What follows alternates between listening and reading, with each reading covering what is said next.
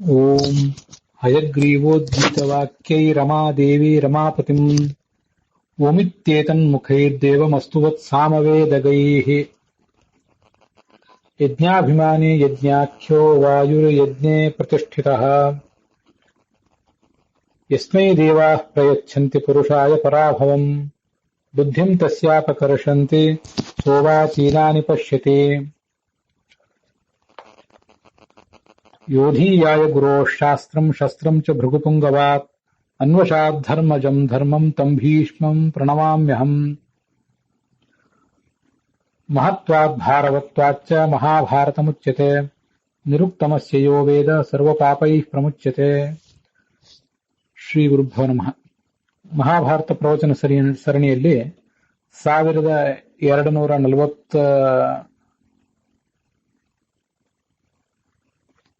1242ನೆಯ ಮತ್ತು ಅನುಶಾಸನ ಪರ್ವದ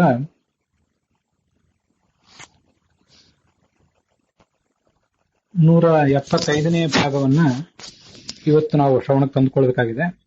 ವಾವಿಳ್ಯ ರಾಮಸ್ವಾಮಿ ಶಾಸ್ತ್ರಿಗಳ ಪಾಠದಲ್ಲಿ 118ನೇದ್ದು, ಟಿ ಆರ್ ಕೃಷ್ಣಾಚಾರ್ಯ ಪಾಠದಲ್ಲಿ 212ನೇದ್ದು, ವೈಷ್ಣವ ಪಾಠದಲ್ಲಿ 199ನೇದ್ದು, ಗೀತಾ ಪ್ರೆಸ್ಸಿನ ಪಾಠದಲ್ಲಿ 144ನೇ ಅಧ್ಯಾಯ ಇದು. ರಾಜಧರ್ಮಗಳು ಮೊದಲಾದವುಗಳನ್ನ ಈ ಅಧ್ಯಾಯದಲ್ಲಿ ನೋಡುವರಿದ್ದೇವೆ. ಸ್ವಸ್ಥಸ್ತು ಸತಾಂ ಅಶೇಷ ಸನ್ಮಂಗಲಾನಿ ಭವಂತು. ಶ್ರಾವಣ ಪೌರ್ಣಮ್ಯಾಂ ಹಯಗ್ರೀವ ಜಯಂತ್ಯಾಂ ಅಸ್ಯಾಂ ಶುಭತಿಥೌ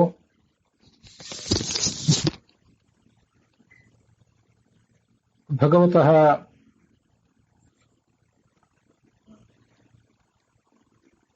ಹಯಗ್ರೀವಸ್ಯ ಅನ್ಯಯ ಮೂರ್ತ್ಯ ಭಗವತಾ ವ್ಯಾಸೇನ ಯಾ ಪ್ರಣೀತ ಮಹಾಭಾರತ ಸಂಹಿತಾ ತಸ್ಯಾಂ ಅನುಶಾಸನ ಪರ್ವಣಿ ಉಮಾಮಹೇಶ್ವರಯೋಃ ಸಂವಾದೆ ಮಹೇಶ್ವರ ಪ್ರಣೀತಾನ್ ರಾಜಧರ್ಮಾನ್ ಸರ್ವೇ ವಯಂ ಶ್ರೋತುಂ ಇಚ್ಛಂತಃ ಅತ್ರ ಉಪತಿಷ್ಠಾಮಹೆ.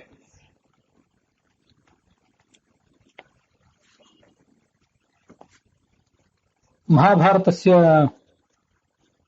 ಔತ್ತರೇಯ ಪಾಠೆ ಕೇಚನ ವಿಶಿಷ್ಟಾಃ ರಹಸ್ಯಗರ್ಭಿತಾಃ ಶ್ಲೋಕಾಃ ಗತೆ ದಿವಸೆ ಸಮಾಕರ್ಣ್ಯಂತ. ದ್ವಿಜತ್ವಸ್ಯ ಬ್ರಾಹ್ಮಣತ್ವಸ್ಯ ಯೋನಿಃ ವಂಶಃ ಉಪನಯನಾದಿಃ ಸಂಸ್ಕಾರಃ ವೇದಾಧ್ಯಯನಾದಿಕಂ ಶ್ರುತಂ ಸಂತತಿಃ ವಂಶೋ ವಾ ನ ಕಾರಣಂ ಕಿಂತು ವೃತ್ತಮೇವ ಮನುಷ್ಯಸ್ಯ ವೃತ್ತಂ ಅವನ ನಡವಳಿಕೆಯೇ ಕಾರಣ. ವೃತ್ತೇ ಸ್ಥಿತಃ ಶೂದ್ರೋಪಿ ಸಾಧಕಃ ಬ್ರಾಹ್ಮಣತ್ವಂ ನೂನಂ ನಿಗಚ್ಚತೆ. ಯತ್ರ ನಿರ್ಗುಣಃ ನಿರ್ಮಲಃ ಪರಮಾತ್ಮ ತಿಷ್ಠತೆ ಯತ್ರ ಯಸ್ಯ ಹೃದಯೇ ಬ್ರಹ್ಮ ತಿಷ್ಠತಿ ಸ ಏವ ಬ್ರಾಹ್ಮಣಃ.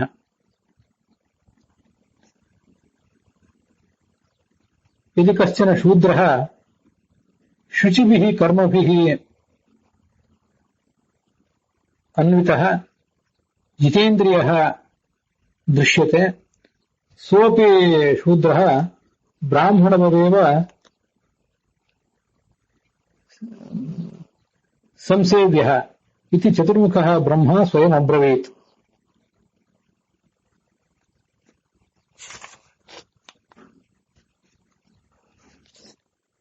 ಅದ್ಯ ಇಮೇ ಧರ್ಮಾಃ ವ್ಯಾಖ್ಯಾಸ್ಯಂತೆ ದಾಕ್ಷಿಣಾತ್ಯೇ ಪಾಠೆ. ಹೇ ದೇವದೇವ ತ್ರ್ಯಂಬಕ ವೃಷಭಧ್ವಜ ನಮಸ್ತೆ ಅಸ್ತು. ಸರ್ವಮಪಿ ತತ್ಪ್ರಸಾದಾತ್ ಮಯಾ ಶ್ರುತಂ. ಸರ್ವೇಪ್ಯರ್ಥಾಃ ಮಯಾ ಸಂಗೃಹೀತಾಃ ಅತ್ರ ಕಶ್ಚನ ಸಂಶಯಃ ಮಹಾನ್ ಮೇ ವರ್ತತೆ. ಸರ್ವೇಪಿ ಮನುಷ್ಯಾಃ ಸಮಾನರೂಪೇಣ ಶಿರಃ ದೇಹಂ ಪ್ರಾಣಾಂಶ ಭಜಂತೆ, ಪರಂತು ಏತೇಷು ಮನುಷ್ಯೇಷು ಕೇಚನ ಸಾಮಾನ್ಯ ಮನುಷ್ಯಾಃ ಭೂತ್ವಾ ಜೀವನಂ ವ್ಯಾಪಯಂತೆ. ಕೇಚಿತ್ತು ರಾಜಾನಃ ಭವಂತೆ. ಎಲ್ಲರೂ ಸಮಾನವಾಗಿದ್ದಾಗ, ಎಲ್ಲರಿಗೂ ಇದೇ ಥರದ ದೇಹ, ತಲೆ ಇತ್ಯಾದಿಗಳಿವೆ, ಎಲ್ಲರ ಮೈಯಲ್ಲಿಯೂ ಇಂಥದೇ ಒಂದು ರಕ್ತ ಹರಿತಿದೆ. ಅಂಥದ್ರಲ್ಲಿ ಕೆಲವರು ಶ್ರೇಷ್ಠರಾಗಿದ್ದಾರೆ, ರಾಜರಾಗಿ ಮೆರೆದಾಡ್ತಾ ಇದ್ದಾರೆ, ಕೆಲವರು ಸಾಮಾನ್ಯರಾಗಿದ್ದಾರೆ. ಇಂಥದಕ್ಕೆಲ್ಲ ಏನು ಕಾರಣ? ಈ ಒಂದು ವ್ಯತ್ಯಾಸಕ್ಕೆ ಏನು ಕಾರಣ ಅದನ್ನು ಹೇಳು ಅಂತ ಪಾರ್ವತಿ ಕೇಳಿದ್ಲು. ಶಿವ ಅದನ್ನ ಹೇಳಲಿಕ್ಕೆ ತೊಡಗಿದೆ. ಮಹಾ ತಪಸ್ಸನ್ನು ಮಾಡಿದವನಿಗೆ ಆ ರಾಜತ್ವ ಅನ್ನೋದು ಸಿಗಲಿಕ್ಕೆ ಸಾಧ್ಯ. ತಪಸ್ಸು, ದಾನ, ಇಂಥ ಮಹಾ ಕಾರ್ಯಗಳನ್ನು ಮಾಡಿದವನಿಗೆ ದೇವತೆಗಳ ಫಲವನ್ನು ಕೊಡ್ತಾರೆ. ಆದ್ರಿಂದ ಎಲ್ಲ ಜೀವಿಗಳು ಕೂಡ ಆ ರಾಜನಿಗೆ ನಮಸ್ಕಾರ ಮಾಡ್ತಾರೆ. ರಾಜಧರ್ಮವನ್ನು ನೀನು ಕೇಳಬೇಕು ಅಂತ ಅಪೇಕ್ಷೆ ಪಟ್ಟಿದ್ದಿ, ಅದು ಯೋಗ್ಯವೇ ಆಗಿದೆ. ಹಿಂದೊಮ್ಮೆ ಪ್ರಜೆಗಳಿಗೆ ಒಬ್ಬ ನಾಯಕನೇ ಯಾರೂ ಇರಲಿಲ್ಲ, ಅರಾಜಕವಾಗಿತ್ತು ಈ ಜಗತ್ತೆಲ್ಲ. ಎಲ್ಲ ಕಡೆ ಒಂದು ಘರ್ಷಣೆ ಆಗಿತ್ತು. ಆಗ ಮನುವನ್ನ ಈ ರಾಜ್ಯದ ಅಧಿಕಾರದಲ್ಲಿ ಚತುರ್ಮುಖ ಬ್ರಹ್ಮ ಇಟ್ಟ. ಇಂಥದೇ ಒಂದು ಕಥೆ ಶಾಂತಿ ಪರ್ವದಲ್ಲಿ ಕೂಡ ಬಂದಿತ್ತು.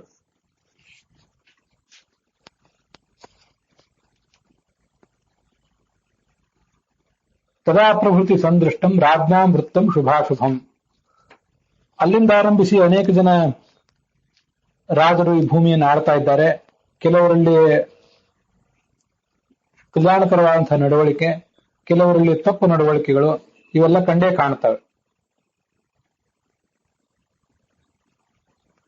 ಅವನ ಧರ್ಮಗಳನ್ನು ಹೇಳ್ತೇನೆ ಕೇಳು. ತನ್ನ ತಂದೆಯಿಂದ ಬಂದಂತಹ ಒಂದು ರಾಜ್ಯವನ್ನ ಅಥವಾ ತಾನು ಸಂಪಾದನೆ ಮಾಡಿದಂತಹ ಒಂದು ಭೂಭಾಗವನ್ನ ಅವನು ಆಳಬೇಕು.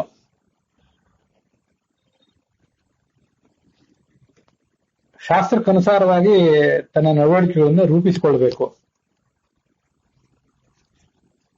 ಇಲ್ಲಿ ತಂದೆಯಿಂದ ಬಂದ ರಾಜ್ಯ ಅಥವಾ ತಾನೇ ಸಂಪಾದನೆ ಮಾಡಿದ ರಾಜ್ಯ ಅಂತಿದೆಯಲ್ಲ, ಈ ಜಗತ್ತಿನಲ್ಲಿರುವಂತಹ ಕ್ಷತ್ರಿಯರು ಎಲ್ಲರೂ ಕೂಡ ರಾಜರೇ ಆಗ್ಲಿಕ್ಕೇನು ಸಾಧ್ಯ ಇಲ್ಲ. ಪ್ರತಿಯೊಬ್ಬ ಕ್ಷತ್ರಿಯನು ರಾಜನೇ ಆಗುವುದಾದ್ರೆ ಆಗ ಮಂತ್ರಿಗಳಾಗುವರು ಯಾರು, ಸೇನಾಪತಿಗಳಾಗುವರು ಯಾರು? ಹೀಗೆಲ್ಲ ಒಂದು ಗೊಂದಲ ಆಗಿತ್ತು. ಕ್ಷತ್ರಿಯನಾದವನ ಕರ್ತವ್ಯ ದೇಶ ರಕ್ಷಣೆಗಾಗಿ ಯುದ್ಧ ಮಾಡುವುದು. ಕೆಲವರು ರಾಜರಾಗ್ತಾರೆ. ಒಬ್ಬ ಧಾರ್ಮಿಕರಾದಂತಹ ರಾಜ ಯಾವ ಕೃತ್ಯಗಳನ್ನು ಮಾಡ್ತಾ ಇರ್ತಾನೆ ಅವನಿಗೆ ಬೆಂಬಲ ಕೊಡುವುದು ಉಳಿದ ಕ್ಷತ್ರಿಯರ ಕರ್ತವ್ಯವೂ ಕೂಡ ಹೌದು. ಇದನ್ನ ಅರ್ಥ ಮಾಡಿಕೊಳ್ಳದೆ ಹೋದ್ರೆ ತಂದೆಯಿಂದ ಬಂದ ಸಾಮ್ರಾಜ್ಯ ಆದರೂ ಆಗಿರ್ಬೇಕು ಅಥವಾ ಇನ್ನೊಬ್ಬ ತಮ್ಮ ಪರಾಕ್ರಮದಿಂದಾದ್ರೂ ಭುಜಬಲದಿಂದಾದ್ರೂ ಸಂಪಾದಿಸಿದ ರಾಜ್ಯ ಆಗಿರ್ಬೇಕು ಅಂತ ತಿಳಿದುಕೊಂಡು ಅನವಶ್ಯಕವಾಗಿ ಬೇರೆಯವರ ಮೇಲೆ ದಂಡೆತ್ತಿ ಹೋಗಿ ಆ ಮೂಲಕ ತಮ್ಮದೇ ಆದಂತಹ ಒಂದು ಸಾಮ್ರಾಜ್ಯವನ್ನು ಕಟ್ಟಿ ತಾವು ಮೆರೆದಾಡಬೇಕು ಅಂತ ಹೋದವರು ಇತಿಹಾಸದಲ್ಲಿ ಅನೇಕ ಕಡೆ ಕಾಣ್ತಾರೆ. ಕ್ಷತ್ರಿಯ ಧರ್ಮವನ್ನು ತಪ್ಪಾಗಿ ಅರ್ಥ ಮಾಡಿಕೊಂಡಿದ್ದರ ಕೆಲವು ಪರಿಣಾಮಗಳವು, ಕೆಲವು ಉದಾಹರಣೆಗಳು. ಮೊದಲು ತಾನು ವಿನೀತನಾಗಿರಬೇಕು, ಸುಶಿಕ್ಷಿತನಾಗಬೇಕು, ಧರ್ಮಶಾಸ್ತ್ರಕ್ಕನುಸಾರವಾಗಿ ತನ್ನ ನಡವಳಿಕೆಗಳನ್ನು ರೂಪಿಸ್ಕೋಬೇಕು. ಮುಂದೆ ಪ್ರಜೆಗಳನ್ನ, ಭಕ್ತರನ್ನ ಎಲ್ಲರನ್ನೂ ಕೂಡ ಆ ನಡವಳಿಕೆಗೆ ಒಳಪಡಿಸಬೇಕು. ಸ್ವಾಮಿನಂತೆ ಉಪಮಾನ್ ಕೃತ್ವ, ಸ್ವಾಮಿ ಹೇಗಿರ್ತಾನೋ ಅದರಂತೆ ಪ್ರಜೆಗಳು ಕೂಡ ಬದುಕ್ತಾರೆ. ಆತ ಧಾರ್ಮಿಕನಾಗಿದ್ರೆ ಇವರು ಕೂಡ ಧಾರ್ಮಿಕರಾಗ್ತಾರೆ. ಆತ ಅಧಾರ್ಮಿಕನಾಗಿ ಬದುಕಿದ್ದಾದ್ರೆ ಇವರು ದಾರಿ ತಪ್ತಾರೆ ಅಂತ ಅದಕ್ಕೆ ಅರ್ಥ.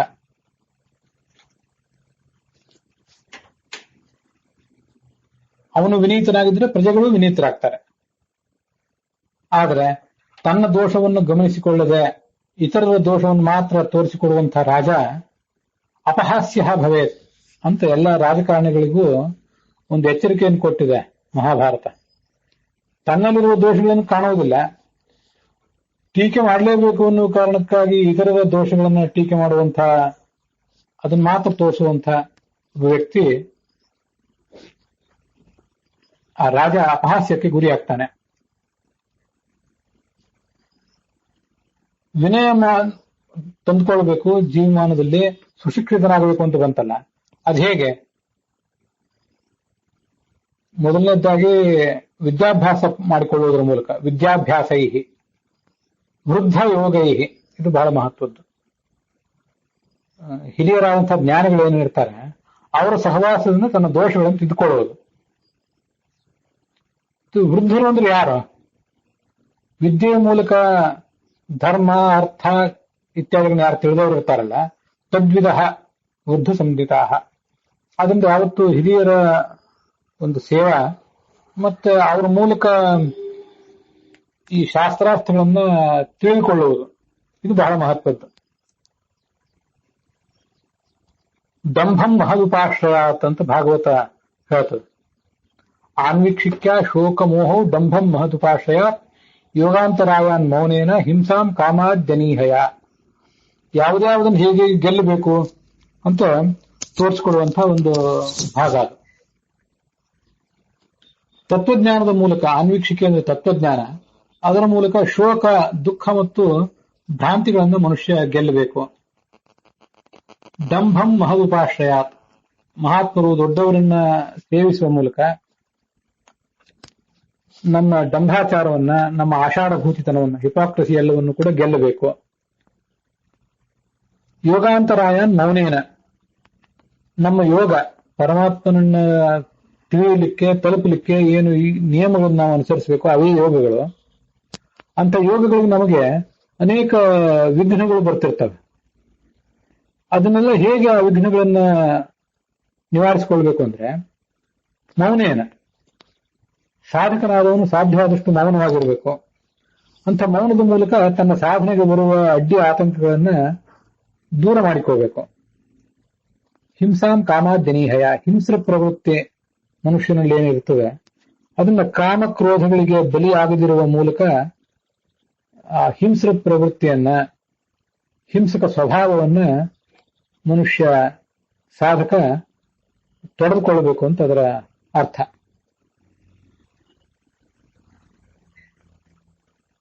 ಇಂದ್ರಿಯ ಜಯ ಇಲ್ಲದೆ ಹೋದ್ರೆ ಆ ದೊಡ್ಡ ರಾಜನನ್ನು ಕೂಡ ಅದು ವಿನಿಪಾತವೇ ಕೆಳಗೆ ಬೀಳಿಸಿ ಬಿಡ್ತದೆ. ಪಂಚೇಂದ್ರಿಯಗಳನ್ನು ತನ್ನ ಹತೋಟಿಯಲ್ಲಿ ಇಟ್ಕೋಬೇಕು. ಯಾರು ಉತ್ತಮ ನಡತೆ ಉಳ್ಳಂಥವರು, ಸುಶಿಕ್ಷಿತರಾದವರಿದ್ದಾರ ಅಂಥವ್ರೆಲ್ಲರನ್ನೂ ಕೂಡ ಅವರವರ ಕೆಲಸಕ್ಕೆ ತೊಡಗಿಸ್ಕೋಬೇಕು. ರಾಜ್ಯವನ್ನು ಅಂಥವ್ರ ಕೈಯಲ್ಲಿ ಇಡಬೇಕು.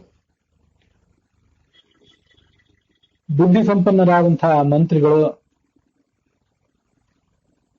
ಕೋಶ, ಇವೆಲ್ಲವನ್ನೂ ಕೂಡ ಬೆಳೆಸಬೇಕು.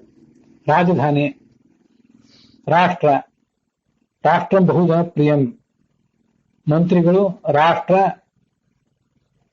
ಮತ್ತೆ ಪುರಶ್ರೇಷ್ಠಂ, ರಾಜಧಾನಿ. ಪುರಶ್ರೇಷ್ಠ ಅಂದ್ರೆ ರಾಜಧಾನಿ, ಕೋಶ, ಇವೆಲ್ಲವನ್ನೂ ಬೆಳೆಸಬೇಕು.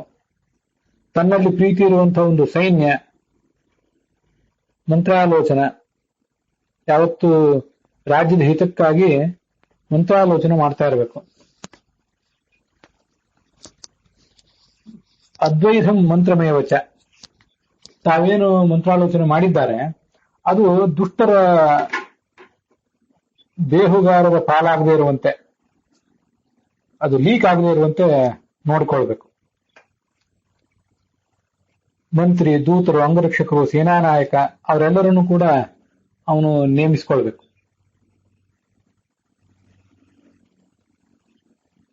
ತನ್ನ ರಕ್ಷಣೆಯನ್ನ ಬಹಳ ಎಚ್ಚರಿಕೆಯಿಂದ ಮಾಡಿಕೊಳ್ಬೇಕು. ಆತ್ಮರಕ್ಷಾ ನರೇಂದ್ರಸ್ಯ ಪ್ರಜಾರಕ್ಷಾರ್ಥಮಿಷ್ಯತೆ. ಭೋಜನ, ಸ್ನಾನ, ಬೇಟೆ, ಬಹಿರ್ಗಮನ, ಸ್ತ್ರೀಯರ ಜೊತೆಗಿದ್ದಾಗ ಎಲ್ಲಾ ಸಂದರ್ಭದಲ್ಲೂ ಅವನಿಗೆ ಒಂದು ರಕ್ಷಣೆ ಇರಬೇಕು. ತನ್ನವರಿಂದ, ಪರರಿಂದ ಎಲ್ಲಿಯೂ ಆಪತ್ತು ಬರಬಹುದು. ಶಸ್ತ್ರಗಳಿಂದ, ವಿಷಗಳಿಂದ, ಕೆಲವೊಂದು ಬಾರಿ ಹೆಂಡಂದ್ರಿಂದ, ಮಕ್ಕಳಿಂದಲೇ ಆಪತ್ತು ಬರಬಹುದು. ಎಲ್ಲವನ್ನೂ ಆತ ಗಮನದಲ್ಲಿ ಇಟ್ಕೊಳ್ಬೇಕು. ಪ್ರಜೆಗಳಿಗೆ ಹಿತ ಮಾಡಬೇಕು. ಪ್ರಜೆಗಳ ಸೌಖ್ಯನೇ ರಾಜನ ಸುಖ. ಪ್ರಜಾಕಾರಣೆ ಅವನ ಕಾರ್ಯ, ಪ್ರಜಾಪ್ರಿಯವೇ ಅವನ ಪ್ರಿಯ. ಪ್ರಜೆಗಳಿಗಾಗಿ ತನ್ನ ಬದುಕು ಅನ್ನೋದನ್ನು ಅವನು ಎಚ್ಚರಿಕೆಯಿಂದ ಇಟ್ಕೋಬೇಕು.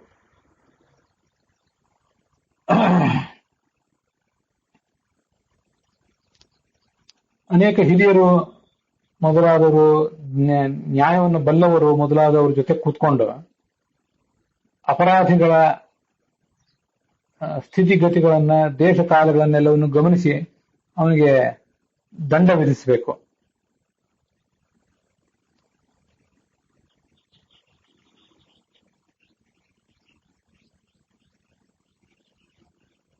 ಯಾವುದು ತಪ್ಪು, ಯಾವುದು ಸರಿ ಅನ್ನೋದನ್ನ ಆಪ್ತರ ಮೂಲಕ ಮೇಲಿಂದ ಮೇಲೆ ತಿಳ್ಕೊಳ್ಳುವಂತ ಪ್ರಯತ್ನ ಪಡಬೇಕು.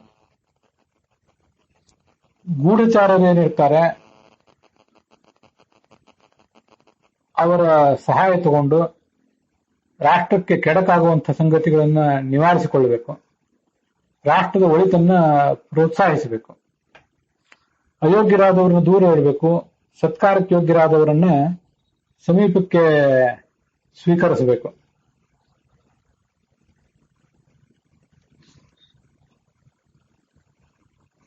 ಐದು ಜನರ ಜೊತೆ ಕೂತ್ಕೊಂಡು ಮಂತ್ರಾಲೋಚನೆ ಮಾಡಬೇಕು. ಪಂಚ ಅಪೇಕ್ಷಂ ಸದಾ ಮಂತ್ರಂ ಅಂತ ಅದನ್ನ ವರ್ಣಿಸ್ತಾರೆ.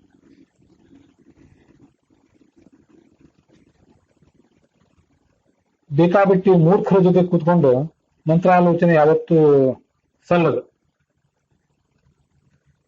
ಕಷ್ಟದ ಸಂದರ್ಭ ಇದ್ದಾಗ ರಾಜನಾದವನು ತಾನೇ ವಿಶೇಷ ಪ್ರಯತ್ನ ಮಾಡಿ ರಾಜ್ಯದ ಹಿತವನ್ನ ಅವಲೋಕಿಸಬೇಕು. ಪ್ರಜೆಗಳಲ್ಲಿರುವ ಗುಣಗಳನ್ನ, ದೋಷಗಳನ್ನ ಎಲ್ಲವನ್ನೂ ಕೂಡ ಗಮನಿಸಬೇಕು. ಸ್ವೇಂಗಿತಂ ವೃಣಯಾತ್, ಯಾವತ್ತು ತನ್ನ ಅಭಿಪ್ರಾಯ ಏನು, ತನ್ನ ಮನೋಗತ ಏನು ಅಂತ ಅನ್ನೋದನ್ನ ಇನ್ನೊಬ್ಬರಿಗೆ ಸುಲಭವಾಗಿ ಬಿಟ್ಟು ಕೊಡಬಾರದು. ಗೂಢಾಕಾರೇಂಗಿತಜ್ಞಸ್ಯ ಅಂತ ಹೇಳ್ತಾರೆ. ತನ್ನ ಆಕಾರವನ್ನ, ತನ್ನ ಅಭಿಪ್ರಾಯವನ್ನ ಯಾವತ್ತು ಗೂಢವಾಗಿ ಇಟ್ಕೋಬೇಕು. ಅದು ಕ್ಷುದ್ರರಾದವರಿಗೆ, ಯಾರು ಪ್ರಸ್ತುತರಲ್ವೋ ಅಂಥವರಿಗೆ ರಾಜನ ಅಭಿಪ್ರಾಯ, ರಾಜಕೀಯದ ವಿಷಯಗಳು ತಿಳಿಯುವಂತೆ ಇರಬಾರದು. ಕ್ಷುದ್ರ ಜೊತೆ ಸಮಾಲೋಚನೆ ಮಾಡಬಾರದು. ನಕುರಿಯಾತ್ ಕ್ಷುದ್ರ ಸಂವಿಧಂ.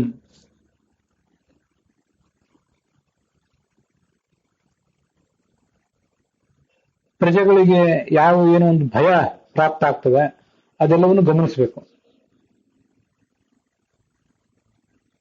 ಅಧಿಕಾರಿಗಳು ಕೆಲವು ಬಾರಿ ಕ್ರೂರಿಗಳಾಗಿದ್ರೆ, ದುಷ್ಟರಾಗಿದ್ರೆ ಅಂಥವರಿಂದ ಈ ಸಾಮ್ರಾಜ್ಯವನ್ನ ರಕ್ಷಿಸಬೇಕು. ಅಂತ ಅಧಿಕಾರಿಗಳನ್ನು ದೂರ ಇಡಬೇಕು. ರಾಜಕುಮಾರರು ಮೊದಲಾದವರನ್ನ ಅವರು ಹುಟ್ಟಿದಾರಭ್ಯ ಅವರಿಗೆ ಯುಕ್ತ ವಯಸ್ಸು ಬಂದಾಗ ವಿನಯೈರೇವ ಜನ್ಮ ಪ್ರಭೃತಿ ಯೋಜಯೇತ್, ಅವರಿಗೆ ಸಿಗಬೇಕಾದಂತಹ ಶಿಕ್ಷಣ ಮೊದಲಾದದ್ದು ಸರಿಯಾದ ಸಮಯಕ್ಕೆ ಸಿಗುವಂತೆ ಮಾಡಬೇಕು. ಮುಂದೆ ಯುವರಾಜ ಪದವಿಯಲ್ಲಿ ಅವರನ್ನು ಸ್ಥಾಪಿಸಬೇಕು.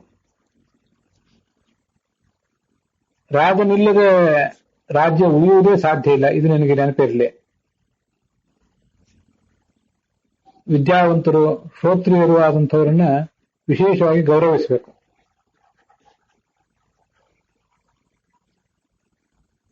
ಸಮುದ್ರ, ರಾಷ್ಟ್ರ, ಕೋಟೆಗಳು, ಕೋಶ ಮೊದಲಾದವುಗಳನ್ನ ಸಾಮ್ರಾಜ್ಯದ ಒಳಿತಿಗಾಗಿ ಉಪಯೋಗ ಮಾಡಬೇಕು. ಕೋಶವನ್ನು 4 ಭಾಗ ಮಾಡಬೇಕು. ಚತುರ್ಧ ವಿಭಜಿತ್ ಕೋಶಂ ಅಂತ ಹೇಳ್ತಾರೆ.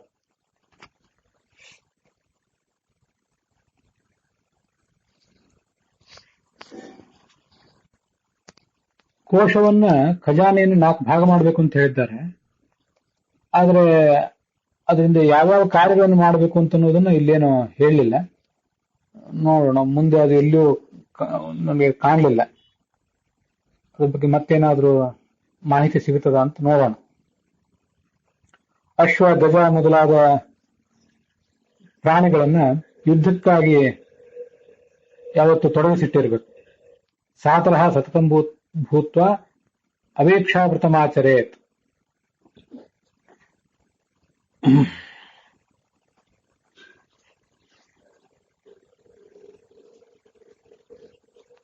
ಚತುರ್ಧಾ ವಿಭಜೇತ್ ಕೋಶಂ ಧರ್ಮ ಭೃತ್ಯ ಆತ್ಮಕಾರಣ ಆಪದರ್ಥಂ ಚ ನೀತಿಜ್ಞ. ಇಲ್ಲಿದೆ, ಇದು ನನ್ನ ಗಮನಕ್ಕೆ ತಪ್ಪಿ ಹೋಗಿತ್ತು. ಕೋಶವನ್ನು 4 ಭಾಗ ಮಾಡಬೇಕು ಅಂತ ಬಂತಲ್ಲ, ಧರ್ಮದ ಆಚರಣೆಗಾಗಿ, ಮತ್ತೆ ಭೃತ್ಯರು ಆಳು ಕಾಳುಗಳು ಮೊದಲಾದವರ ಸಂಬಳಕ್ಕಾಗಿ, ಮತ್ತೆ ತನ್ನ ವೈಯಕ್ತಿಕ ಭೋಗಕ್ಕಾಗಿ ಮತ್ತು ಆಪತ್ತಿನ ಸಲುವಾಗಿ ಅಂತ 4 ವಿಭಾಗವಾಗಿ ಕೋಶವನ್ನ ಸುರಕ್ಷಿತವಾಗಿ ಇಟ್ಟಿರಬೇಕು ಅಂತ ಅರ್ಥ. ಸಂಧಿಂಚ ವಿಗ್ರಹಂ ಚೈವ, ಸಂಧಿ ಬಲಿಷ್ಠರ ಜೊತೆ ಸಂಧಿ ಮಾಡಿಕೊಳ್ಳುವುದು, ಪ್ರಸಂಗ ಬಂದಾಗ ಯುದ್ಧ ಮಾಡುವುದು. ಸ್ಥಾನ, ಹಿಂದೆ ಕೆಲವು ಪ್ರವಚನಗಳಲ್ಲಿ ಹೇಳಿದ್ದೆ ಇದನ್ನ. ಆಕ್ರಮಣಕ್ಕಾಗಿ ಸಮಯ ಕಾಯ್ತಾ ಒಂದು ಜಾಗದಲ್ಲಿ ಕೂತ್ಕೊಂಡಿರುವಂಥದ್ದು. ಯಾನ ಅಂದ್ರೆ ಆಕ್ರಮಣ, ದ್ವೈಧ ಅಂದ್ರೆ ಬೇರೆ ರಾಜರಲ್ಲಿ ಭಿನ್ನಾಭಿಪ್ರಾಯ ಹುಟ್ಟಿಸುವುದು. ಇಂಥದನ್ನೆಲ್ಲವನ್ನು ಆತ ಬಲ್ಲವನಾಗಿರಬೇಕು. ಶುಭೇಶ್ವಪಿಚ ಕಾರ್ಯೇಶು ನಚ ಏಕಾಂತಃ ಸಮಾಚರೇತ್. ಶುಭ ಕಾರ್ಯವೇ ಇದ್ದಾಗ ಯಾವತ್ತೂ ಒಬ್ಬನೇ ಯಾವ ಕಾರ್ಯಗಳನ್ನು ಮಾಡಬಾರದು.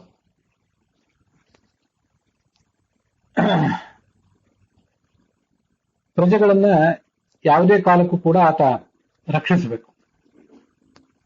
ವ್ಯಸನೇಭ್ಯೋ ಬಲಂ ರಕ್ಷೇತ್. ಸೈನ್ಯ ಯಾವತ್ತು ದುಶ್ಚಟಗಳಿಗೆ ಬಲಿಯಾಗದಿರುವಂತೆ ಆ ಸೈನ್ಯವನ್ನ ನೋಡ್ಕೊಳ್ಬೇಕು. ದುಶ್ಚಟಕ್ಕೆ ಬಲಿಯಾಗುವಂತಹ ಸೈನ್ಯ ದುರ್ಬಲ ಆಗಿ ಹೋಗ್ತದೆ. ಪ್ರಾಯಶೋ ವರ್ಜಯೇತ್ ಯುದ್ಧಂ ಪ್ರಾಣ ರಕ್ಷಣ ಕಾರಣಾತ್. ಕೇವಲ ಅತ್ಯಂತ ತುರ್ತು ಪರಿಸ್ಥಿತಿಯನ್ನು ಹೊರತುಪಡಿಸಿದರೆ ಯುದ್ಧವನ್ನು ಯಾವತ್ತೂ ಕೂಡ ಮಾಡಬಾರದು. ಯುದ್ಧದಿಂದ ಕೇವಲ ಪ್ರಾಣ ಹಾನಿ ಆಗ್ತದೆ ಹೊರತು ಎರಡೂ ರಾಷ್ಟ್ರಗಳು, 2 ರಾಜ್ಯಗಳು, ಅವುಗಳ ನಡುವಿನ ಕಲಹಕ್ಕೆ ಮಾತ್ರ ಕಾರಣ ಆಗ್ತದೆ ಹೊರತು ಅದರಿಂದ ಯಾವುದೇ ಲಾಭ ಇಲ್ಲ. ಸಾಧ್ಯವಾದಷ್ಟು ಯುದ್ಧವನ್ನು ವರ್ಜಿಸಬೇಕು ಅಂತ ಅದರ ತಾತ್ಪರ್ಯ.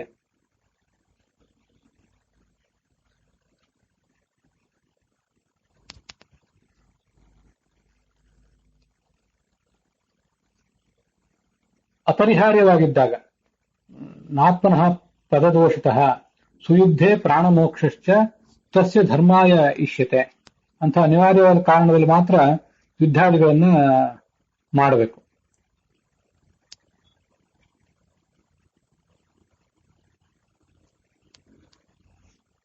ಅನ್ಯ ಪ್ರಕೃತಿಯುಕ್ತಾನಾಂ ರಾಜ್ಞಾಂ ವೃತ್ತ ವಿಚಾರಿಣಾಂ ಅನ್ಯಾಂಶ್ಚ ಆಪತ್ಪ್ರಸನ್ನಾನಾಂ ನತಾನ್ ಸಂಯೋಕ್ತುಮರ್ಹತಿ.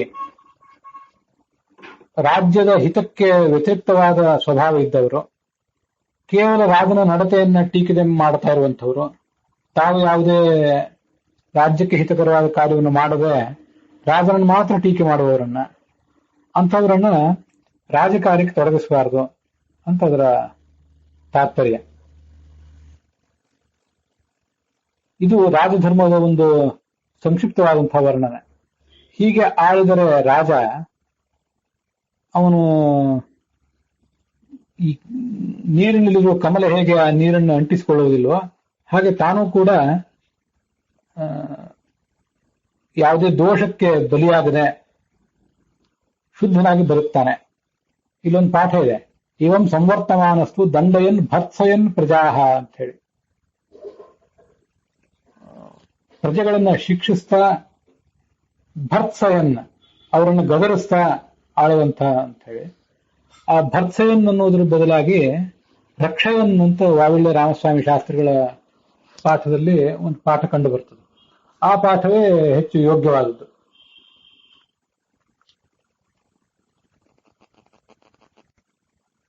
ವೈಷ್ಣವ ಪಾಠದಲ್ಲಿ ಮತ್ತು ಟಿ ಆರ್ ಕೃಷ್ಣಾಚಾರ್ಯ ಪಾಠದಲ್ಲಿ ಭರ್ತ್ಸಯನ್ ಅಂತಾನೆ ಇದೆ. ಭರ್ತ್ಸಯನ್ ಅಂದ್ರೆ ಪ್ರಜೆಗಳನ್ನ ಗದರಿಸ್ತಾ ಆಳುವ ರಾಜ ಅಂತ. ಅದ್ರ ಬದಲು ರಕ್ಷಯನ್, ಪ್ರಜೆಗಳನ್ನು ರಕ್ಷಿಸುವಂತಹ ರಾಜ ಯಾವುದೇ ದೋಷವನ್ನು ಹೊಂದುವುದಿಲ್ಲ ಅನ್ನೋ ಪಾಠ ಹೆಚ್ಚು ಯೋಗ್ಯವಾದ್ದು. ಅದನ್ನು ಅಡಿ ಟಿಪ್ಪಣಿಯಲ್ಲಿ ಬೇಕಾದ್ರೆ ಬರ್ಕೊಂಡ್ರೆ ಓದುವವರಿಗೆ ಅನುಕೂಲ ಆಗ್ತದೆ. ವಾವಿಳ್ಯ ರಾಮಸ್ವಾಮಿ ಶಾಸ್ತ್ರಿಗಳ ಪಾಠದಲ್ಲಿ ಹಾಗೆ ಪಾಠವೇ ಇದೆ. 63ನೇ ಶ್ಲೋಕ ಅದು.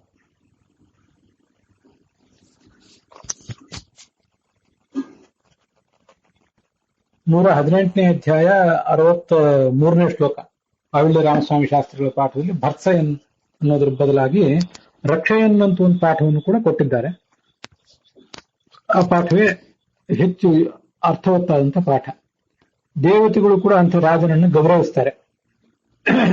ನ್ಯಾಯೋಚಿತವಾದಂತಹ ರಾಜಧರ್ಮವನ್ನು ನಿನಗೆ ಹೇಳಿದ್ದೇನೆ, ಇದು ಧರ್ಮದಾಯಕ ಕೀರ್ತಿ ಪ್ರದವಾದಂತಹ ಧರ್ಮ ಇದು. ಈ ರಾಜ್ಯದ ಅಧಿಕಾರ ಯಾರು ಪುಣ್ಯ ಮಾಡಿರ್ತಾನೆ ಅಂಥವನಿಗೆ ಪ್ರಾಪ್ತ ಆಗ್ತದೆ. ಸ್ವಚ್ಛಂದವಾಗಿ ಕಾರ್ಯ ಮಾಡಿದರೆ ಅಂಥ ರಾಜ್ಯ ಹಾಳಾಗಿ ಹೋಗ್ತದೆ.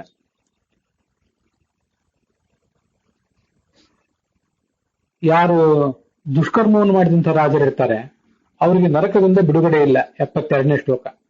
ನಾಸ್ತೇವ ಮೋಕ್ಷಣಂ ದೇವಿ ರಾಜ್ಞಾಂ ದುಷ್ಕೃತಿ ಕಾರಿಣಾಂ. ಇನ್ನು ಏನನ್ನು ನೀನು ಕೇಳಬೇಕು ಅಂತ ಅಪೇಕ್ಷೆ ಪಡ್ತಿ, ನಾನು ಮತ್ತೇನನ್ನು ನಿನಗೆ ಹೇಳಬೇಕಾಗಿದೆ.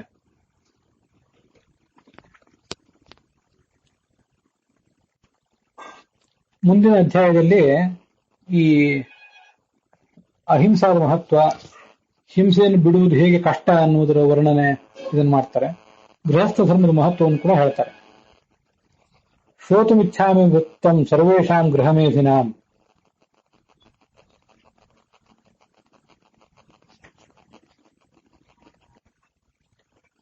ಈಗ ನಾವು ನೋಡುವಂಥ ಈ ಅಧ್ಯಾಯ ವೈಷ್ಣವ ಪಾಠದಲ್ಲಿ 200ನೇ ಅಧ್ಯಾಯ ಏನು ಬರ್ತದೆ, ಇದು ಉತ್ತರ ಭಾರತದ ಪಾಠದಲ್ಲಿಯೂ ಕಾಣಿಸುವುದಿಲ್ಲ ಈ ಒಂದು ಹಂತದಲ್ಲಿ.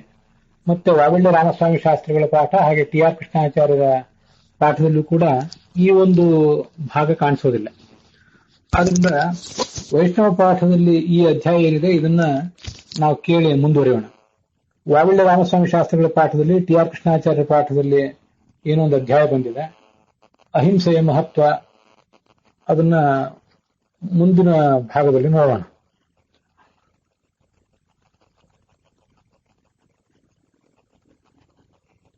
ಶ್ರೋತುಮಿಚ್ಛಾಮಿ ವೃತ್ತಂ ಸರ್ವೇಷಾಂ ಗೃಹಮೇಧಿನಾಂ. ಎಲ್ಲ ಗೃಹಸ್ಥರ ಧರ್ಮಾಚರಣೆಯನ್ನು ನಾನು ಕೇಳಬೇಕು ಅಂತ ಅಪೇಕ್ಷೆ ಪಡ್ತೇನೆ ಅಂತ ಹೇಳ್ತಾಳೆ ಪಾರ್ವತಿ. ಕೀದೃಶಂ ಚರಿತಂ ತೇಷಾಂ ಅಂತ. ಅವರ ಚರಿತ್ರೆ ಹೇಗಿರ್ತದೆ, ಅವ್ರ ಜೀವನ ವಿಧಾನ ಹೇಗಿರ್ತದೆ. ನೀನ್ ಕೇಳ್ತಿರುವಂತಹ ಪ್ರಶ್ನೆ ನ್ಯಾಯವಾಗಿದೆ. ಗೃಹಸ್ಥರಿಗೆ ಸಚ್ಚಾರಿತ್ರ್ಯ ಅಂತ ಅನ್ನೋದು ಬಹಳ ಮುಖ್ಯ. ಆ ಗೃಹಸ್ಥರ ಧರ್ಮದ ರಕ್ಷಣೆ ಮತ್ತೆಲ್ಲರ ಧರ್ಮದ ರಕ್ಷಣೆಗಾಗಿ ರಾಜರು ಈ ಜಗತ್ತಿನಲ್ಲಿದ್ದಾರೆ. ನಾನಾ ಥರದ ವೃತ್ತಿಗಳನ್ನ ಮನುಷ್ಯ ಅವಲಂಬಿಸಬೇಕಾಗ್ತದೆ. ವಿದ್ಯೆ, ವಾರ್ತಾ ಅಂದ್ರೆ ಕೃಷಿ ಮತ್ತು ವಾಣಿಜ್ಯ, ಸೇವಾ ಇನ್ನೊಬ್ಬರಿಗೆ ಸೇವಾ ನೌಕರಿ ಮೊದಲಾದವನ್ನು ಮಾಡುವುದು, ಕನ್ನಾರ ಬಡಿಗೆ ಮೊದಲಾದ ಕಾರ್ಯಗಳು, ಇವೆಲ್ಲ ಮನುಷ್ಯನ ಕೆಲವು ಜೀವನ ವೃತ್ತಿಗಳು. ಕರ್ಮಕ್ಷೇತ್ರಂ ಹಿ ಮಾನುಷ್ಯಂ. ಯಾವತ್ತಾವು ಒಂದಾದ್ರೂ ಒಂದು ಕರ್ಮವನ್ನು ಆತ ಮಾಡ್ತಾನೆ ಇರಬೇಕಾಗ್ತದೆ. ವಿದ್ಯಾಯೋಗಸ್ತು ಸರ್ವೇಷಾಂ ಪೂರ್ವಮೇವ ವಿಧೀಯತೆ. ತಾನು ಒಂದು ಕರ್ಮವನ್ನು ಮಾಡಿ ಆ ಮೂಲಕ ಏನು ಧನ ಸಂಪಾದನೆ ಇತ್ಯಾದಿಗಳನ್ನು ಮಾಡಬೇಕಾಗ್ತದೆ. ಅದಕ್ಕಾಗಿ ಮೊದಲೇ ವಿದ್ಯಾಭ್ಯಾಸವನ್ನ ಪಡ್ಕೊಳ್ಬೇಕಾಗ್ತದೆ.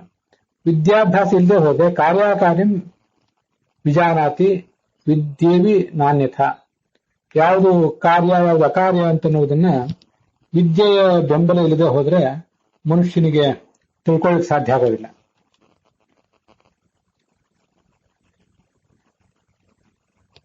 ವಿದ್ಯಾದಿಂದ ವಿನೀತನಾದವನೇ ಸುಖವಾದ ಜೀವನ ನಡೆಸಿ ಮುಂದೆ ಹೋಗ್ಲಿಕ್ಕೆ ಸಾಧ್ಯ. ಕುಲಾನುವೃತ್ತಂ ವೃತ್ತಂ ವಾ ಪೂರ್ವಮಾತ್ಮ ಸಮಾಶ್ರಯೇತ್. ಕುಲಕ್ರಮಾಗತವಾದ ವೃತ್ತಿಯನ್ನ ಅವಲಂಬಿಸಬೇಕು. ಮತ್ತೆ ಗೃಹವಾಸವನ್ನು ಅಂದ್ರೆ ಗೃಹಸ್ಥ ಧರ್ಮವನ್ನು ಕೂಡ ಆಚರಿಸಬೇಕು. ರಾಜವಿದ್ಯಾಂ ಲೋಕವಿದ್ಯಾಮಪಿವ, ರಾಜವಿದ್ಯಾ ಅಂದ್ರೆ ತತ್ವಜ್ಞಾನ, ರಾಜವಿದ್ಯಾ ರಾಜಗುಹ್ಯಂ ಅಂತ ಭಗವದ್ಗೀತಾ ಕಡೆ ಮೊದಲಾದ ಭಾಗಗಳಲ್ಲಿ ವರ್ಣನೆ ಮಾಡಿದ್ದಾರೆ. ತತ್ವಜ್ಞಾನವನ್ನ ಮತ್ತೆ ಲೋಕವಿದ್ಯೆಯನ್ನ ಹೊಟ್ಟೆ ಹೊರಕೊಳ್ಳುವುದಕ್ಕಾಗಿ ಮಾಡಬೇಕಾದ ಒಂದು ಏನು ಕೆಲಸ ಇದೆ ಅದನ್ನ ತೀರ್ಥರು ಅಂದ್ರೆ ಗುರು ಹಿರಿಯರು ಅಂಥವ್ರ ಕಡೆಯಿಂದ ಅಧ್ಯಯನ ಮಾಡಬೇಕು. ನ್ಯಾಯಾದ್ ವಿದ್ಯಾಫಲಂ ಚ ಇಚ್ಛೇತ್ ಅಧರ್ಮಂ ತತ್ರ ವರ್ಜಯೇತ್. ಯಾವತ್ತೂ ಅಧಾರ್ಮಿಕ ಬುದ್ಧಿಯಿಂದ ಈ ವಿದ್ಯಾಭ್ಯಾಸವನ್ನು ಸಂಪಾದನೆ ಮಾಡುವ ಪ್ರಯತ್ನ ಮಾಡಬಾರದು. ಧರ್ಮದ ದೃಷ್ಟಿಯಿಂದಲೇ ಎಲ್ಲ ಜೀವನವನ್ನು ಕೂಡ ನಡೆಸಬೇಕು. ಕೃಷಿ ಮಾಡುವ ಮೂಲಕ ಜೀವನ ನಡೆಸುವುದಾದರೆ ಅದಕ್ಕೆ ಬೇಕಾದಂತಹ ಭೂಮಿಯನ್ನ ಅನ್ವೇಷಿಸಬೇಕು. ವಾಣಿಜ್ಯ ಮಾಡುವುದಾದ್ರೆ, ವ್ಯಾಪಾರವನ್ನು ಮಾಡುವುದಾದ್ರೆ ಯಾವ ದೇಶ ಯಾವ ಕಾಲದಲ್ಲಿ ಯಾವ ಒಂದು ವಸ್ತುವಿಗೆ ಬೆಲೆ ಇದೆ ಅಂತ ಅನ್ನೋದನ್ನೆಲ್ಲ ತಿಳ್ಕೊಂಡು ಅದಕ್ಕಾಗಿ ಪ್ರಯತ್ನವನ್ನು ಮಾಡಬೇಕು. ಪಶು ಸಂರಕ್ಷಣೆಯಿಂದ ಜೀವನವನ್ನು ನಡೆಸುವಂಥವನು ಆ ಪಶುಗಳನ್ನ ಸರಿಯಾಗಿ ಪಾಲಿಸಬೇಕು. ಸೇವೆಯಿಂದ ಜೀವನ ನಡೆಸಬೇಕು ಅಂತ ಅಪೇಕ್ಷೆ ಪಟ್ಟವನು, ನೌಕರಿಗಳ ಮೂಲಕ ಜೀವನ ನಡೆಸಬೇಕು ಅಂತ ಅಪೇಕ್ಷೆ ಪಟ್ಟವನು ಯಥಾತ್ಮ ಶ್ರವಣೀಯಾನಾಂ ಭವೇದ್ವೈ ಸಂಪ್ರಯೋಜಕ. ಶ್ರೇಷ್ಠರಾದಂತಹ ಸುಸಂಸ್ಕೃತರಾದ ವ್ಯಕ್ತಿಗಳ ಕೈಯಲ್ಲಿ ಆ ಸೇವೆಯನ್ನ, ಜಾಬ್ ಮೊದಲಾದವುಗಳನ್ನು ಮಾಡಬೇಕು. ಯಾವುದೇ ಕೆಲಸ ಇರಲಿ, ಬುದ್ಧಿಯಿಂದ ಮಾಡುವ ಕೆಲಸ, ತನ್ನ ಕೈಗಳ ಮೂಲಕ ಮಾಡುವಂತಹ ಕೈಗಾರಿಕೆ ಮೊದಲಾದ ಕೆಲಸಗಳು ಅವೆಲ್ಲವನ್ನು ಆತ ನ್ಯಾಯದಿಂದ ಮಾಡಿದ್ರೆ, ಮಾರ್ಗದಸ್ತು ಸಮಾಶ್ರಿತ್ಯ, ನ್ಯಾಯೋಚಿತವಾದ ಮಾರ್ಗದಿಂದ ಮಾಡಿದ್ರೆ ಎಲ್ರಿಗೂ ಕೂಡ ಪ್ರಿಯನಾಗ್ತಾನೆ.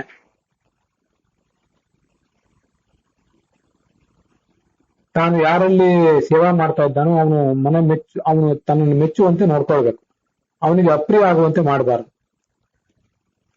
ಈ ಕಾರು ಕರ್ಮ, ಮರಗೆಲಸ, ನಾಟ್ಯ ಮೊದಲಾದದ್ದೆಲ್ಲ ಇದೆಲ್ಲ ಸಾಧ್ಯವಾದಷ್ಟು ಕ್ಷುದ್ರರಾದವರು ಮಾಡುವಂತಹ ಕಾರ್ಯಗಳು, ಅದನ್ನ ವರ್ಜಿಸಬೇಕು. ಆದ್ರೆ ಅದನ್ನು ಮಾಡಿ ಆದರೂ ಕೂಡ ನ್ಯಾಯತಃ ಕರ್ಮ ವೇತನಂ, ಅದರಿಂದಾದರೂ ಧನ ಪ್ರಾಪ್ತ ಆಗುವುದಾದ್ರೆ ಅದನ್ನು ಮಾಡ್ಕೊಳ್ಬಹುದು.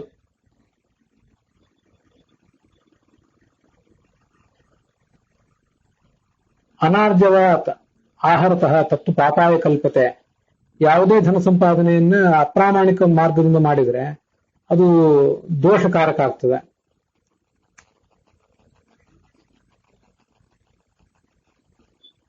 ಯಾವುದಾದ್ರೂ ವೃತ್ತಿಯನ್ನು ಅವಲಂಬಿಸಿದಾಗ ದೈವ ವಿಘ್ನ, ಮನುಷ್ಯ ವಿಘ್ನ ಅದಕ್ಕೆ ಬಂದರೂ ಕೂಡ ಆ ವಿಘ್ನಗಳನ್ನು ನಿವಾರಿಸಿಕೊಂಡು ಸಾಧಕನಾದವನು ಮುಂದುವರಿಬೇಕು.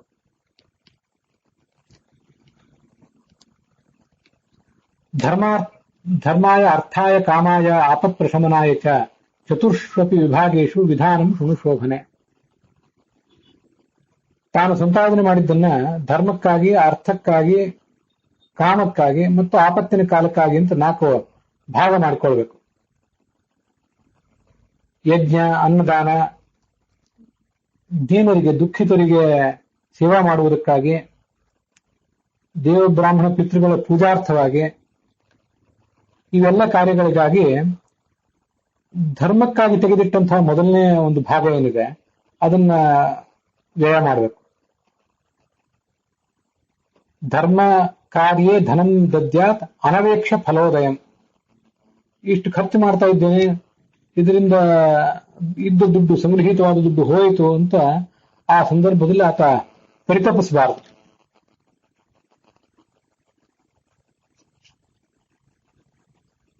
ಅರ್ಥಕ್ಕಾಗಿ ತೆರೆದಿಟ್ಟಿರುವಂತಹ, ಅರ್ಥಪ್ರಾಪ್ತಿಗಾಗಿ ತೆರೆದಿಟ್ಟಿರುವಂತಹ ಒಂದು ಧನ ಏನಿದೆ, ಅಂದ್ರೆ ದುಡ್ಡನ್ನೇ ಬಂಡವಾಳವನ್ನಾಗಿ ಮಾಡಿಕೊಂಡು ಮತ್ತೆ ಧನವನ್ನು ಹುಟ್ಟಿಸುವುದೇನಿದೆ, ಅದನ್ನ ಐಶ್ವರ್ಯಕ್ಕಾಗಿ, ಸ್ಥಾನ ಪ್ರಾಪ್ತಿಗಾಗಿ, ರಾಜಪ್ರಾಪ್ತಿಗಾಗಿ, ವಾಣಿಜ್ಯಕ್ಕಾಗಿ, ವಿವಾಹದ ಸಂದರ್ಭಗಳಲ್ಲಿ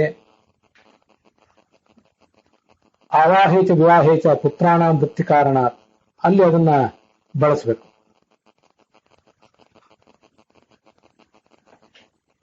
ಅದರ ನಾವು ಖರ್ಚು ಮಾಡಿದಂತಹ ಧನದ ಪರಿಣಾಮ ಇದೆಲ್ಲವನ್ನೂ ಕೂಡ ಸರಿಯಾಗಿ ಗಮನಿಸಿ ಆ ಧನದ ವ್ಯಯವನ್ನು ಮಾಡಬೇಕು.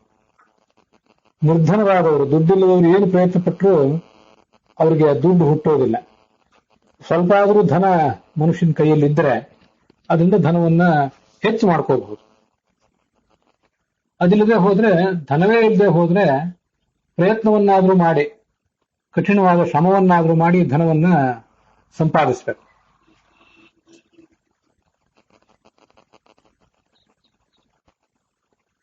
ಕಾಮಕ್ಕಾಗಿ ತೆಗೆದಿಟ್ಟಂತಹ ಮೂರನೇ ಒಂದು ಭಾಗ ಏನಿದೆಯಲ್ಲ, ಅದನ್ನ ತನ್ನ ಶರೀರದ ಪೋಷಣೆಗಾಗಿ,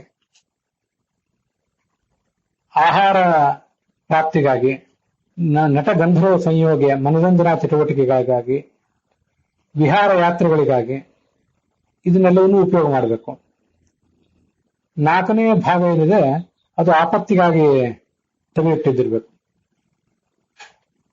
ತನಗೇನಾದ್ರೂ ತಾನಿರುವ ರಾಜ್ಯದಿಂದ ಭ್ರಷ್ಟನಾಗುವಂತಹ ಪ್ರಸಂಗ ಬಂದ್ರೆ, ದುರ್ಭಿಕ್ಷ ಕಾಲ ಬಂದ್ರೆ, ಯಾವುದೋ ರಾಷ್ಟ್ರೀಯ ಆಪತ್ತು ಮೊದಲಾದವು ಬಂದ್ರೆ, ಮಹಾ ಆಪತ್ತು ಬಂದ್ರೆ, ಮಹಾವ್ಯಾಧಿ ವಿಮೋಕ್ಷಾರ್ಥಂ ಅಂತ ಸಂದರ್ಭದಲ್ಲಿ ಆಪತ್ತಿಗಾಗಿ ತೆಗೆದಿಟ್ಟಂತಹ ಧನವನ್ನ ವ್ಯಯಿಸಬೇಕು. ಮುಪ್ಪಿನ ಕಾರಣದಲ್ಲಿ ತನಗೆ ದುಡಿಲಿಕ್ಕೆ ಆಗದೇ ಇದ್ದಾಗ ಆವಾಗಲೂ ಕೂಡ ಈ ಆಪತ್ಕಾಲದ ಧನವನ್ನ ಉಪಯೋಗ ಮಾಡಬೇಕು. ಈಗ ಅನೇಕ ರೂಪದಲ್ಲಿ ಪೆನ್ಷನ್, ಪ್ರಾವಿಡೆಂಟ್ ಫಂಡ್ ಮೊದಲಾದ ರೂಪದಲ್ಲಿ ಮನುಷ್ಯನಿಗೆ ಉಳಿತಾಯ ಮಾಡಲಿಕ್ಕಾಗಿ, ಪ್ರಜೆಗಳಿಗೆ ಉಳಿತಾಯ ಮಾಡಲಿಕ್ಕಾಗಿ ಸರ್ಕಾರಗಳೇನು ಒಂದು ಪ್ರೋತ್ಸಾಹ ಕೊಡ್ತವೆ, ಅದೆಲ್ಲ ಇಂಥ ಆಪತ್ಕಾಲದ ಒಂದು ಅರ್ಥ ಅಂತ ತಿಳ್ಕೋಬೇಕು. ಯಸ್ಯ ನಾಸ್ತಿ ಧನಂ ಕಿಂಚಿತ್ ತಸ್ಯ ಲೋಕದ್ವಯಂ ನಚ. ಈ ಜಗತ್ತಿನಲ್ಲೂ ಅವನಿಗೆ ಸುಖ ಇಲ್ಲ, ಪರಲೋಕದಲ್ಲೂ ಅವನಿಗೆ ಸುಖ ಇಲ್ಲ. ಹೀಗೆ ಬದುಕಿದವನಿಗೆ ಕೀರ್ತಿ, ಆಯುಷ್ಯ ಮೊದಲಾದೆಲ್ಲವೂ ಸಿಗುತ್ತದೆ.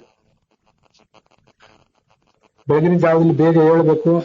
ಗುರು ಹಿರಿಯರಲ್ಲಿ, ಜ್ಞಾನಿಗಳಿಗೆ ಭಕ್ತಿ, ಅವರ ಸೇವಾ, ದೇವಾಲಯಗಳಲ್ಲಿ ನಮಸ್ಕಾರ ಇತ್ಯಾದಿಗಳನ್ನು ಮಾಡುವುದು, ಬಂದ ಅತಿಥಿಗಳಿಗೆ ಭೋಜನಾದಿಗಳನ್ನು ಮಾಡಿಸುವುದು, ಭೃತ್ಯ ವರ್ಗವನ್ನು ಪೋಷಿಸುವುದು, ಇವೆಲ್ಲ ಗೃಹಸ್ಥರಿಗೆ ಅತ್ಯಂತ ಹಿತಕರವಾದಂತಹ ಆಚರಣೆಗಳು. ತಾನು ಸಂಪಾದನೆ ಮಾಡಿದ್ದನ್ನು ತಾನು ಅನುಭವಿಸಬೇಕು. ನಯಾಚೇತ ಪರಾಂಧೀರ, ಇನ್ನೊಬ್ಬರನ್ನು ಯಾವತ್ತೂ ಕೂಡ ಬೇಡಬಾರದು. ಆಹಾರ ಮೊದಲಾದವುಗಳನ್ನು ಹಿತಮಿತವಾಗಿ ಸೇವಿಸಬೇಕು. ದೇವತಾ, ಅತಿಥಿ, ಭೃತ್ಯ ಮೊದಲಾದವರಿಗೆ ಭೋಜನ ಮಾಡಿಸಿ ಆ ಬಳಿಕ ತಾನು ಭೋಜನ ಮಾಡಬೇಕು. ಭಿಕ್ಷಾ ಕೊಡಬೇಕು. ಗೋವುಗಳು, ಕರುಗಳು ಮೊದಲಾದವುಗಳನ್ನ ಪೋಷಿಸಬೇಕು. ಏನಾದರೂ ವಿಶಿಷ್ಟವಾದ ಕಾರಣ ಇದ್ರೆ ಮಾತ್ರ ಮನೆಯಿಂದ ಹೊರಗೆ ಹೋಗಬೇಕು. ಮಧ್ಯಾಹ್ನ ಅರ್ಧರಾತ್ರಿವ, ಸರಿಯಾದ ಮಧ್ಯಾಹ್ನ ಕಾಲದಲ್ಲಿ ಅಥವಾ ಅರ್ಧರಾತ್ರಿ ಕಾಲದಲ್ಲಿ ಪ್ರಯಾಣವನ್ನ ದೂರ ಇಡಬೇಕು. ಯಾವತ್ತೂ ಲೋಭದಿಂದ, ದುರ್ಬುದ್ಧಿಯಿಂದ ಯಾವ ಕಾರ್ಯವನ್ನು ಮಾಡಬಾರದು.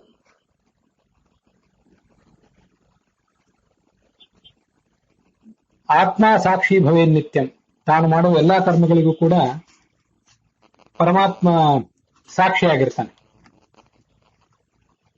ಆತ್ಮ ಅಂದ್ರೆ ತಾನು ಅಂತ ಅರ್ಥ ಅಲ್ಲ. ತಾನು ಅನ್ನೋ ಅನುವಾದ ಅಷ್ಟು ಸರಿಯಲ್ಲ. ನಾವು ಮಾಡುವ ಕೆಲಸಗಳಿಗೆ ಪರಮಾತ್ಮ ಸಾಕ್ಷಿಯಾಗಿರ್ತಾನೆ.